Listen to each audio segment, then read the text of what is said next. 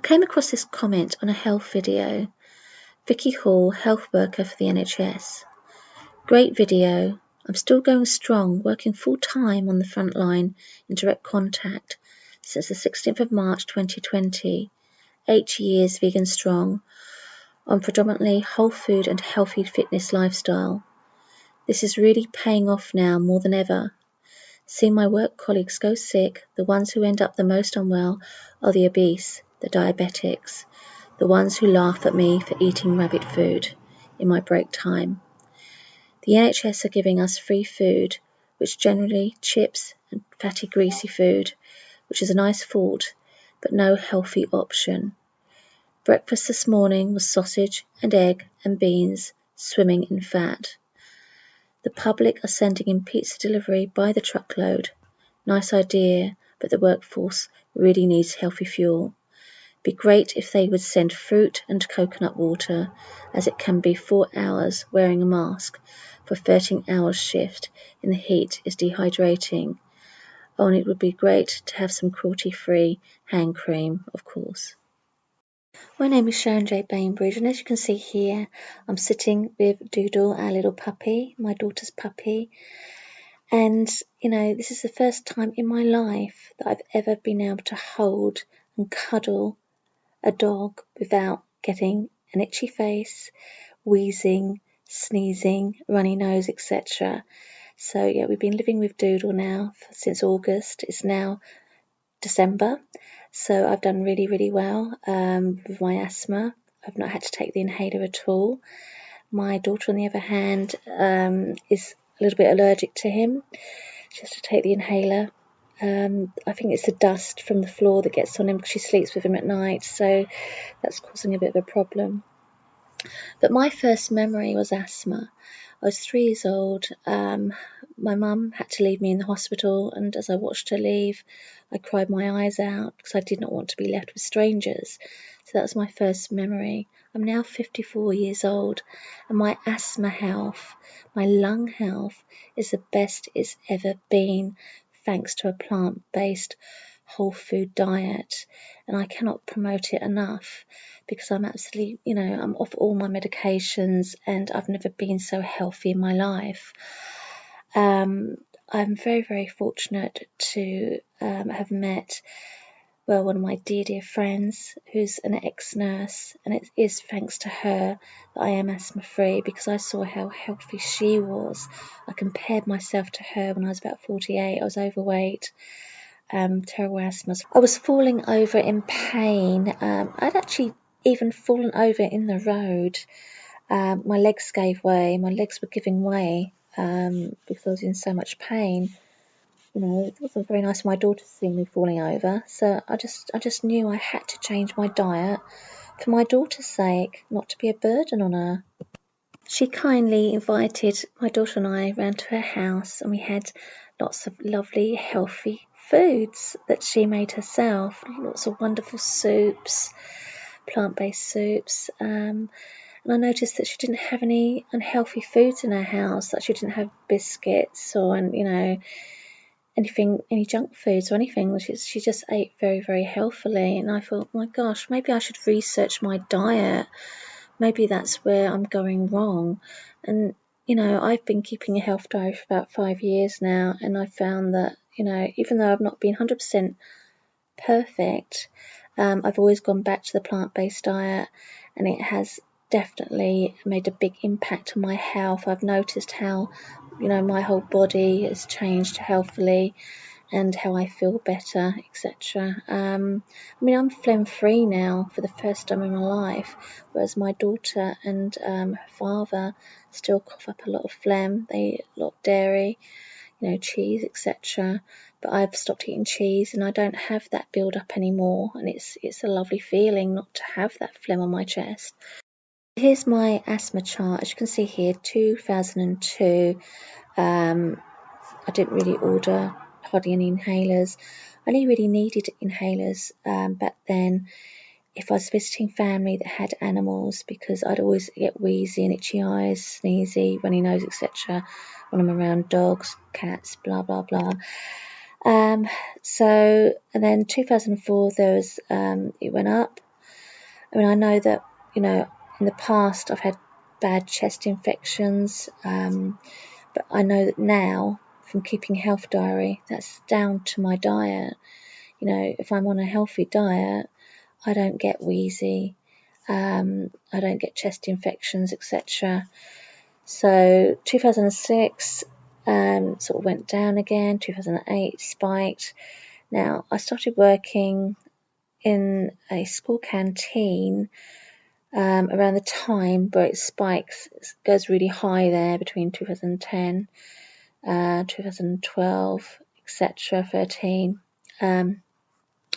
So I think I was working in a school canteen around that time, and the school canteen had asbestos on the roof and it did leak, and it leaked into my food. So I didn't really want to eat the pudding, but I was told that I couldn't change the pudding. I stupidly ate the pudding, I shouldn't have eaten it. But anyway, also eating all the school food, when I look back now, it just wasn't healthy. My asthma got so bad when I was working in the school canteen that I had to go on strong inhalers. In the first time in my whole life, I had to have strong inhalers because I just couldn't breathe at night. I would go to bed and I wouldn't be able to breathe. And, you know, the inhalers sorted it out, but I was on the strong inhalers for a while. So then, you know, I met my friend who's an ex-nurse. It's all thanks to her, really, that, you know, I am asthma-free now. So, I mean, what I would recommend people to do, you know, is you must, you know, keep a spare inhaler. You know, if you do change your diet, etc., because you just, you know, if you eat the wrong food, you can get very, very ill. That's the problem. And sticking to a plant-based diet, it's not the easiest thing, especially if your family are eating different foods and you've got cheese in the house, which I still love cheese, but cheese is in the house. So, but I do manage to sort of not pick at the cheese like I used to, because I keep thinking, oh, that's going to give me phlegm. And I don't really want that. I don't want to end up bad with asthma, especially with the coronavirus. So yeah, do keep your inhalers, etc. For me personally, I had a bad experience with the flu vaccine where it made me very, very sick. I got very bad chest infection. I couldn't breathe. I had very bad flu. And I have friends that, you know, 2 friends of mine had the flu vaccine 3 years running, and each year they had the flu, but now they don't have the flu vaccine. They don't have flu symptoms. So I know that doctors and everybody else is going to say, oh gosh, that's crazy. But I think it's very, very important that we're given the option, especially people like me that have got asthma. You know, if you've had a bad experience with the flu vaccine, it's actually made you have a chest infection, bad asthma, that puts you in a very dangerous situation. And you should have the option there to, you know, say no to the vaccine if you don't want it. But of course, if you don't have a bad experience, then, you know, have the vaccine. I'm not saying don't have the vaccine if you're fine. I mean, my father has the vaccine. He gets a bit tired and worn out when he has the vaccine. But I think because he grows his own vegetables and he walks a lot, he gets a lot of vitamin D, he just doesn't seem to have a bad effect to it. I know that I do believe that my old diet contributed to me having a bad turn with the flu vaccine. But, you know, just for me personally, I just don't want it. And I think that should be my option there, and people shouldn't question it. We should be allowed to choose what we want to do. So yeah, so I mean, that's, you know, there's more to the story than that. And I use Japanese knotweed in my smoothie every day, and that's helped me last year. I went away and I had a bad turn in the garden because 3 years previous to that, as I said, nearly 3 years, I was off my inhalers and I was foraging. I was actually, you know, using Japanese knotweed raw in my smoothies, and I had the most amazing health. I was really, really, really healthy, and I was foraging for plantain, nettles, etc. and I just felt fantastic. But then sadly I got a new neighbour who used really highly dangerous toxic pesticide company to get rid of his knotweed, which was coming into our garden. And when I went to, because I try and keep the knotweed away from the fence, when I went down the garden in 2019 to just get rid of the knotweed around the fence, I got extremely wheezy just by picking this knotweed.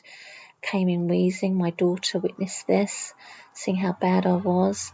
And, I just had a really bad asthma attack from just doing that. And I've read up about pesticides and how they are very bad for your lung health.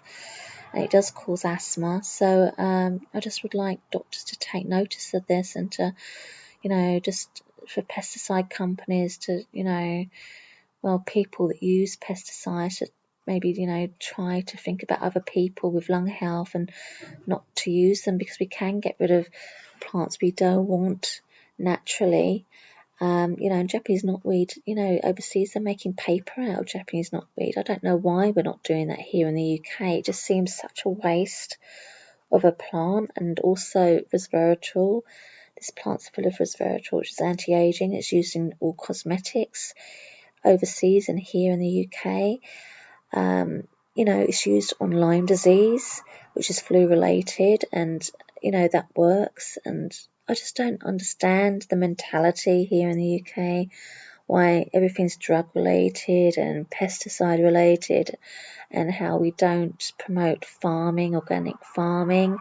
It just seems bonkers to me. When plants can heal your lungs and make you healthy. I mean, I know people that have cured cancer. Friends have got friends that have cured cancer with, organic smoothies, etc. So, I think we just need to think differently. And, just leave comments below, and I'd love to hear from you. Stay safe. If you've got asthma and you are bad and you're not eating healthy, please do take your inhaler. I'd recommend that.